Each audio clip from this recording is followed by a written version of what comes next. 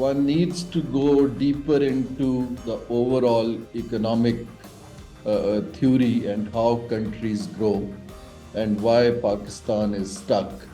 So one of the fundamental reason, as you have mentioned, is the lack of continuity and political stability.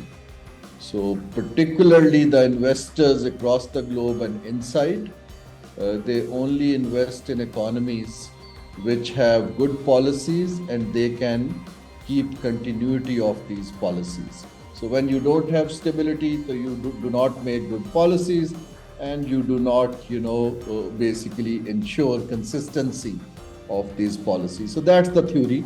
And we know if you look at Pakistan after 2003-4 till 2010, we had policies, we had continuity, we were attracting about $5 billion of investment.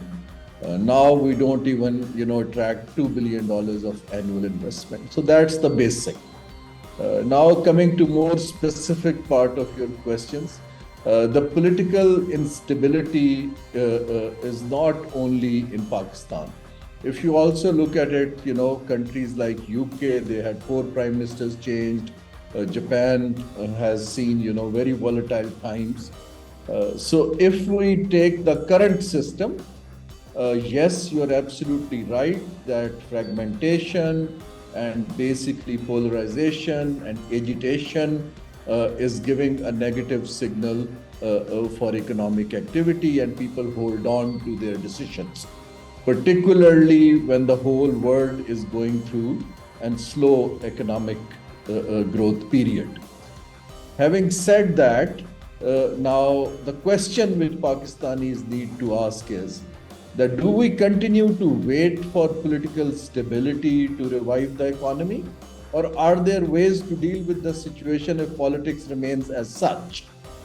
Nobody can actually predict that how long it will take to have a good, strong government, which can give continuity of 5 to 10 years. So that is the key question which I would like to address today.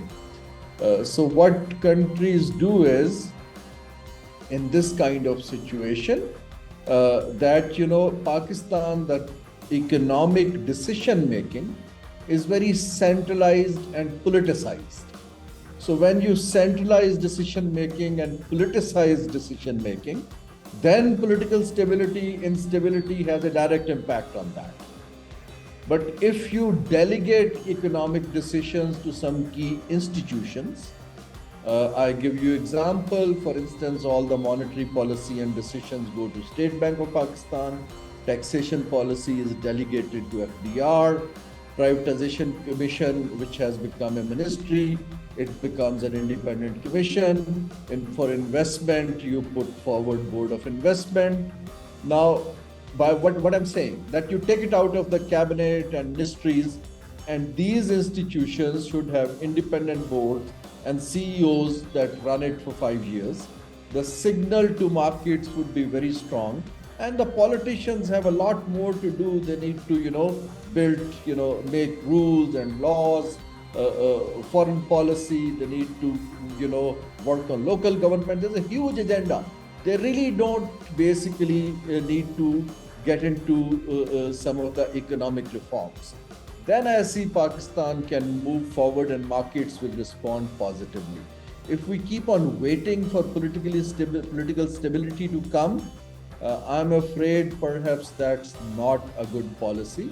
And appointment of key positions matter a little bit, but at the end of the day, the decision making is so centralized in the parliamentarian system, and if that becomes extremely tense and fragile, then I do not see some structural shift coming in the economy. At the moment, there is absolutely no will to let go any power. But at the same time, in my experience, there is a huge level of lack of experience or incompetence in the current bureaucracy, where they have taken far more than what they can deliver. Bureaucrats sit on the boards of the companies, they try and control everything. Politicians want to centralize, they want to make each and every appointment themselves. That model has to change. If political will or not, I think private sector and market should demand it. And the power brokers must listen to it. Because either you deliver, and if you are not delivering and fighting with each other, then let somebody else do it. There is no third way, in my opinion. And I honestly think it will be a great favor to Pakistan. I give you some examples. When I was chairman board of investment, I was leading in our government for investment. We had $21 billion commitment from Saudi Arabia, 10 billion from Qatar. China was already investing. What happened? Because all these deals were given to the bureaucracy in the ministries, and they died down in the files. So they are only good enough to sign MOUs. In all of the world, we need to understand, in fact, I tweeted today, a country, if there is a will, we wanted to have, a state-of-the-art nuclear capability. We brought in the best expertise and we put in best management systems and we got it.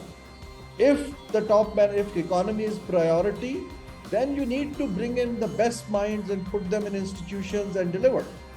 Otherwise, I do not see Pakistan, reviving. Will continue doing, begging some money here and there and making payment, buying few months.